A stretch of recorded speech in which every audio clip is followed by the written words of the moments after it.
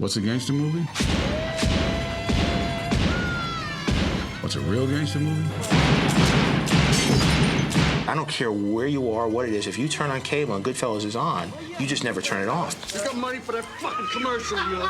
This is American pop cinema at its most powerful. Yeah. At its most raw, at its most visceral, at its most entertaining.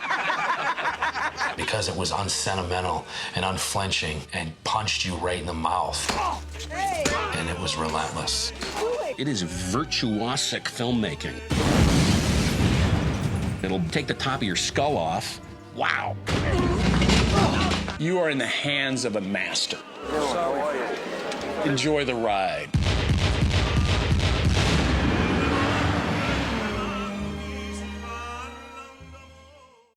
The movie opens up. Jimmy. What's up?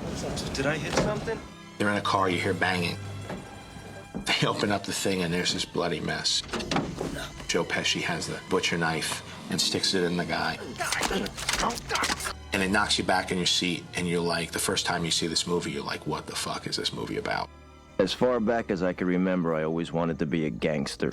I remember sitting behind these three 80-year-old women with gray hair, and I remember registering how violent the movie was at that point. It took me like 2 or 3 viewings before I really started to appreciate the movie. I'm funny how? I mean, funny like I'm a clown, I amuse you? I just remember being knocked on my ass, for lack of a better term. I was really, really waylaid by the film, especially as an impressionable young filmmaker. But I just remember staggering out of the theater, and I wasn't sure what I'd just seen. I just knew that it was extraordinary. Is it as good as Raging Bull is the question. Is it this? Is it that? I'm gonna take this, it's okay? Okay, yeah, Just need to bring it back. But it is the second time I saw it that I go, oh, not only is this better than Raging Bull, this is just a complete masterpiece. And you don't really notice a film masterpiece the first time you see it. You could be moved or you can see it, but you can't totally know it. It was a glorious time. The wise guys were all over the place. Goodfellas is a classic American gangster film because it is telling the tale of the rise and fall of a criminal in the Italian underworld. In the best sense of gangster film, you gotta follow the bad guys, man. You gotta make friends with the bad guys. A real gangster movie should send you away making you feel like you don't want to be a gangster. You know what? That's cool watching the movies. I don't want to live it. Fucking move! Easy! Don't move! Make it easy! Looks like fun. I don't want to be a gangster. Just give us the fucking money! Huh? I can't. It's not glorifying it in a way like, oh, they're making huge amounts of money living in mansions like Scarface Which was a great film. Which is a great film too. Or like The Godfathers, where it's almost like operatic, you know, it's bigger than life. This one was more down and dirty and on the street level, probably the way it really is. Any problems, he goes to Paulie. Trouble with the bill, he can go to Paulie. Trouble with the cops, deliveries, Tommy, he can call Paulie. Yeah, whenever you're doing a story of criminals and gangsters, you are vicariously living that lifestyle. People are always fascinated by the edge or something dark and criminal. And you'd be bullshitting people to say you're not having fun exploring that world. It was a classic story in that sense, though, of crime doesn't pay. And that's exactly how it ended. Bye-bye, dickhead. Martin Scorsese was an Italian-American who grew up around these people and added a humanity to them and a personal side and an affection. Look, go inside, make yourselves comfortable. I'll make you something to eat. Everyone's reactions seemed genuine and authentic and like, wow, this is how it would go down. What the fuck you looking at? Come on, make that coffee to go, let's go. He makes you as an audience pay attention to the details that you would if you were in that moment. When they're talking about jail, all you know is how they cook the food. It's what's in their day-to-day life. What's exciting to them is how they cut the garlic with a razor blade. These details are not made up. And by picking those details of the type of car, the type of suit he's wearing, that kind of stuff, locks you into that world and makes you buy the whole thing no matter how crazy the story gets. It's almost, I think, Scorsese's documentary-like fixation on making sure that those things really breathe and are real. It was Michael's favorite. I was making ziti with the meat gravy, and I'm planning to roast some peppers over the flames, and... The movie also uses the device of a narrator. To me, it meant being somebody in a neighborhood that was full of nobodies. Voiceover narration can be an old, cliched, clunky kind of device until somebody reinvents it. Then I found out that the guy we roughed up turned out to have a sister working as a typist for the FBI. Who could believe it? And a guy telling you his story and at the same time had the great detachment of watching his life fall apart on screen and yet still being able to comment on it. This is a guy who could stand back and yet still observe what's become of him. That's when I knew I would never have come back from Florida alive. It's a very subjectively told film where you feel like you're part of it. Thank you, sir. All right, see you later. Thanks. Even the big Steadicam shot that enters the Copacabana was used to justify the way Lorraine Bracco's character felt as she was being introduced to this world and taken on this journey with this character. She was experiencing this for the first time, and you as an audience member were experiencing it too. You know, the high point of Henry's being a big shot is the Copa scene, and he's a star. Every time I come here, every time you two. It's really that character's entire lifestyle. It's going through the back door and winding up on top. That's the true kind of melding of theme and story and plot and character. It's the brilliant combination of all those things, and you see it seamlessly executed in that shot. Anthony, right in the front. Great. It's one of those movies where it's clearly a director in charge. You can see his vision, no doubt about it. Every shot of his movies, he commits to. No, he's an arrogant guy. I'll shoot this film the way a gangster would shoot this film. If I want to freeze a frame, I'll freeze it. If I want to go back in time, I'll go back in time. If I want to fracture the narrative, I'll fracture the narrative. Murder was the only way that everybody stayed in line. You got out of line, you got whacked. Everybody knew the rules. I think he breaks all the rules, which is what makes it so good. It's not even fair, no? What rules? There are no rules. You're a funny guy. What do you mean the way I talk? What?